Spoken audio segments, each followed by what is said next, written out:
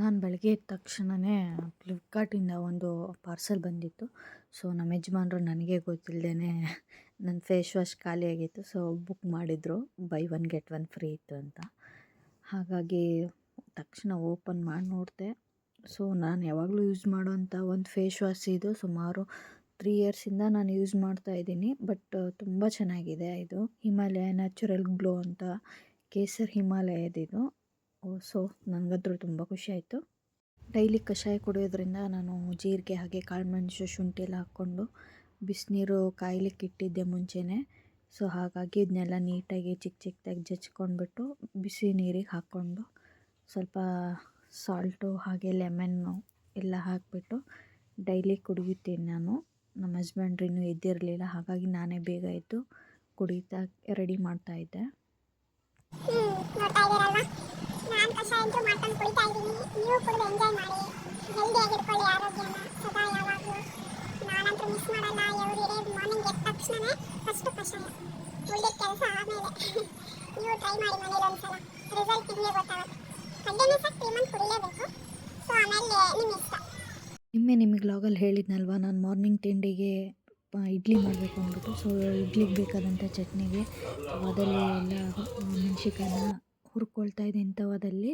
So ಚಟ್ನಿಗೆ ಏನೇನು ಬೇಕೋ ಎಲ್ಲ ರೆಡಿ ಮಾಡಿಕೊಂಡು ಅಷ್ಟರಲ್ಲಿ ಇಡ್ಲಿ ಆಗಿಬಿಡುತ್ತೆ ಅಂದ್ಬಿಟ್ಟು ಇಡ್ಲಿಗೆ ಒಂದು ಪಾತ್ರೆ ನೀರು ಹಾಕಿ ಅದನ್ನು ಬಿಸಿ ಮಾಡಲಿಕ್ಕೆ ಇಟ್ಟಿದ್ದೆ. ಅಷ್ಟರಲ್ಲಿ ಚಟ್ನಿ ಮಾಡಿಕೊಂಡ್ರೆ ಟೈಮ್ ಕೂಡ ಸೇವ್ ಆಗುತ್ತೆ ಅಂದ್ಬಿಟ್ಟು ಚಟ್ನಿನ ಫಸ್ಟ್ ರುಬ್ಕೊಂಡು ಇಟ್ಕೊಂಡೆ.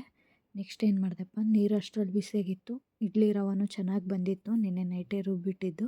ಸೊ ನಾನೇನು ಮಾಡಿದೆ ಅಂದರೆ ಎಲ್ಲ ಪ್ಲೇಟಿಗೂ ಫಸ್ಟ್ ಆಯಿಲ್ ಹಚ್ಕೊಳ್ತೀನಿ. ಇದು ಹಚ್ಕೊಳ್ಳೋದ್ರಿಂದ ಇಡ್ಲಿ ಅಂಟ್ಕೊಳ್ಳೋದಿಲ್ಲ ಪ್ಲೇಟಿಗೆ. ನಾವು ಇನ್ನೊಂದು ಉಬ್ಬಿನೂ ಮತ್ತೆ ಹಾಕ್ಬೋದು, ಇಲ್ಲಾಂದರೆ ಅಂಟ್ಕೊಂಡ್ರೆ ಇಡ್ಲಿನ ಬಿಡಿಸೋದು ತುಂಬ ಕಷ್ಟ ಆಗುತ್ತೆ, ಆಮೇಲೆ ಇಡ್ಲಿನೂ ಚೆನ್ನಾಗಿ ಬರೋಲ್ಲ. ಹಾಗಾಗಿ ಫಸ್ಟ್ ಆಯಿಲ್ ಹಚ್ಕೊಂಡು ನೀವು ಮಾಡಿರಿ. ಬೇಕಿರೋ ಒಂದು ಸಲ ನೀವು ಟ್ರೈ ಮಾಡಿ ನೋಡಿ, ನಿಮಗೆ ರಿಸಲ್ಟ್ ಗೊತ್ತಾಗುತ್ತೆ.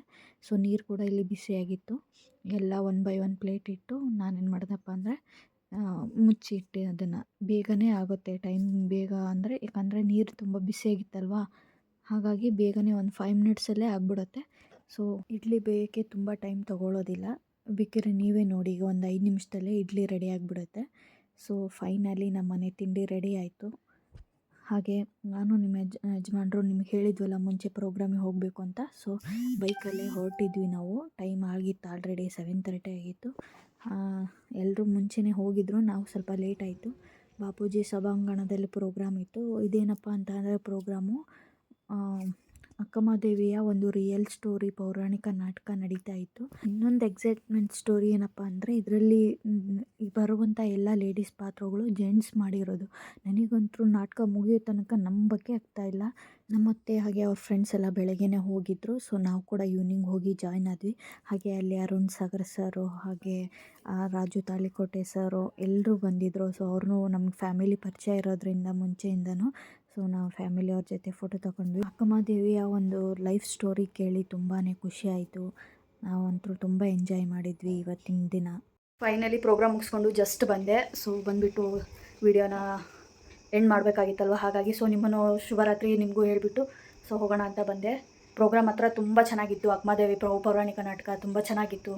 ಅಲ್ಲಿರೋ ಪ್ರತಿಯೊಬ್ಬ ಲೇಡಿನೂ ಕೂಡ ಜೆಂಟ್ಸ್ ಅವರು, ಬಟ್ ಸಖತ್ತಾಗಿ ಮಾಡಿದ್ದಾರೆ. ನನಗಂತೂ ನಂಬಕ್ಕೆ ಆಗ್ತಾಯಿಲ್ಲ, ಅಷ್ಟು ಅಂದರೆ ಗದಗಿನ ಅಜ್ಜಾರಿದ್ದಾರಲ್ವ, ಸೊ ಅವ್ರ ಕಡೆಯಿಂದ ಮಾಡಿಸಿರೋಂಥ ನಾಟಕ ಅದು. ಅವ್ರು ಸ್ವಂತವಾಗಿ ಅವರೇ ಬರೆದಿರೋದು. ಪುಟ್ಟ ಗವಾಯಿಗಳಿದ್ದಾರಲ್ವ, ಸೊ ಅವರು ಬರೆದಿರೋಂಥ ಒಂದು ನಾಟಕನೇ ಇವರು ಇವತ್ತು ಸ್ಟೇಜ್ ಮೇಲೆ ಮಾಡಿದ್ದು. ನನಗಂತೂ ನಿಜ ನಂಬಕ್ಕೆ ಆಗ್ತಾಯಿಲ್ಲ, ಅಷ್ಟು ಚೆನ್ನಾಗಿ ಮಾಡಿದ್ದಾರೆ. ನಾನು ಎಷ್ಟು ಅಂದರೆ ಅಲ್ಲಿ ಯಾವಾಗ ಅವ್ರು ಡ್ರೆಸ್ಸಿಂಗ್ ರೂಮಿಗೆ ಹೋಗಿ ನೋಡಿದ ಮೇಲೆ ಗೊತ್ತಾಯಿತು. ಸೊ ಅವರೆಲ್ಲ ನಮ್ಮ ಅತ್ತೆಯವರು ರಂಗಭೂಮಿ ಕಲಾವಿದರಲ್ವ, ಸುಮಾರು 40 ವರ್ಷಗಳಿಂದನೂ ಅವರು ರಂಗಭೂಮಿ ಕಲಾವಿದರು. ಸೊ ಹಾಗಾಗಿ ಅವರಿಂದ ಇವತ್ತು ನಂಗೆ ಎಲ್ಲರೂ ಪರಿಚಯ ಆದರು. ಸೊ ಒಳಗೋಗಿ ಎಲ್ಲರ ಜೊತೆ ಮಾತಾಡಿ ಚೆನ್ನಾಗಿ ಅವ್ರ ಜೊತೆ ಎಲ್ಲ ಪರಿಚಯ ಮಾಡ್ಕೊಂಡು ಬಂದ್ವಿ.